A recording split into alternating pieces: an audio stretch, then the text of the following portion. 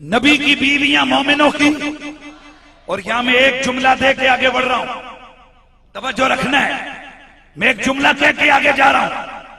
میرے رسول کے صحابہ دربار رسول میں حاضر ہوتے، دربار پیغمبر میں حاضر ہوتے. ایک دن میرے نبی نے کھانے کی دعوت فرمائی. بڑے توجہ سے سننا ہے. کھانے کی دعوت فرمائی.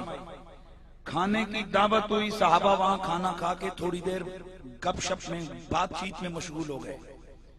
میرے نبی نے چاہتے نہ چاہتے ہوئے بھی، میرے آقا نے خیال تھا کہ یہ اٹھ کے جائیں تاکہ میں آرام کروں، لیکن آقا حضور آپ بہت حیادار تھے. سرکار نے ان کو یہ نہیں فرمایا.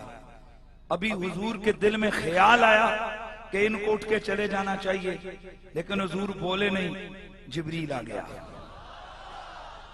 جبریل قرآن کی آیت لے کے آیا. اے نبی کے صحابہ، جب اللہ کا نبی تمہیں اجازت دے تو اس کے گھروں میں آؤ، اور جس وقت تمہیں دعوت پہ بلائے تو آؤ. فَإِذَا طَعِمْتُمْ فَانْتَشِرُوا، جس وقت کھانا کھا چکو تو فوراً اٹھ کے چلے جاؤ، اور بات چیت کرنے میں یا مشغول نہ ہو. وَلَا لَا تَنْظُرُوا اِنَاهُ غَيْرَ نَاظِرِينَ اِنَاهُ، اور جب بیٹھو نا، میرا یار جب لے کے آئے برتن آئے ہائے، تھوڑی سی کھانے میں تاخیر ہوگی. اب ادھر ادھر منتظر نگاہوں سے صحابہ نے دیکھنا شروع کیا کہ کھانا نہیں آنے لگا، برتنوں کا انتظار ہونے لگا. میرے مالک نے فرمایا، اے غیر ناظرین اناہو، ادھر ادھر مت دیکھو. اے اللہ، نبی کے یار ہیں، نبی کے صحابہ ہیں، نبی کے غلام ہیں، دربار میں آ گئے. اگر کھانے کے انتظار میں ادھر ادھر دیکھ لیا تو کیا؟ فرمایا نبی کا صحابی ہو، نبی کا درباری ہو، نبی کا یار ہو، نبی کے دربار میں گھر میں آیا ہو، لیکن اس کی طرف سے ایک اٹھتی ہوئی نظر انتظار والی ہو، انکار والی نہیں، انتظار والی ہو. مجھے یہ بھی گوارا نہیں. تو جب اپنوں کی انتظار والی نظر گوارا نہیں تو دشمن رسول کے انکار والی نظر میرے رب کو کیسے گوارا ہو؟ اور میرے رب نے اتنا سبھی لحاظ رکھا. اور میرا اگلا جملہ اپنے ذہن میں رکھنا ہے. حضرت موسیٰ علیہ السلام کے جوتے تھے نالین پاک. توجہ رکھنا، آپ کے نالین پاک جس چمڑے سے بنے تھے وہ ایک ایسے جانور کا چمڑا تھا کہ عام طور پر جس کا گوشت نہیں کھایا جاتا تھا.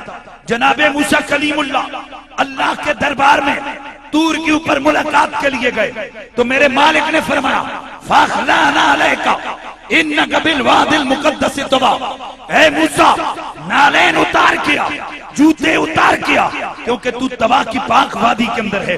تو توجہ کرو، میرے رب کو گوارا نہیں ہوا کہ میرے کلیم کے قدموں سے لگا ہوا جوتا، حالانکہ وہ دباغت دیا ہوا ہوگا، لیکن اس کے باوجود کسی ایرے عام نکمے قسم کے جانور کے چمڑے کا ہو، میرے کلیم تیرے جوتوں کے ساتھ بھی، تیرے جوتوں کے ساتھ، توجہ رہے، تیرے قدموں کے ساتھ تیرے یہ جوتے گئے.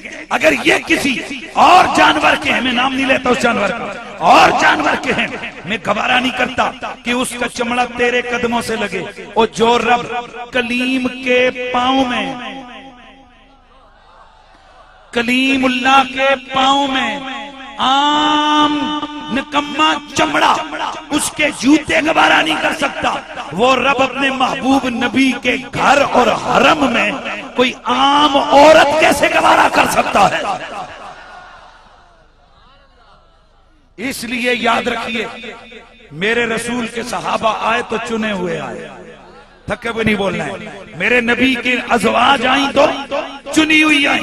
میرے مصطفیٰ ایک دن صحابہ کے سامنے اعلان کیا. میرے نبی نے فرمایا، صحابہ اللہ کی عزت کی قسم، میں جہاں رشتہ دوں وہ مرضی سے نہیں دیتا، جہاں رشتہ کروں مرضی سے نہیں کرتا. یا نبی اللہ، پھر فرمایا جدھر رشتہ دیتا ہوں رب کے آرڈر سے دیتا ہوں، جہاں سے رشتہ کرتا ہوں رب کے آرڈر سے کرتا ہوں تو میرا جملہ پورا سن. آج کوئی شریف باپ کبھی گوارا نہیں کرتا کہ میرے بیٹے کے گھر میں کوئی نکمی خاتون آئے تو رب کیسے گوارا کر سکتا ہے کہ جو میرے مصطفیٰ کے نکاح میں آنے والیاں ہیں وہ کوئی ایسی کیسی ہوں. خدا کی عزت کی قسم میرے رب کے قرآن نے فرمایا یا نساء نبی لستن کاحد من النساء.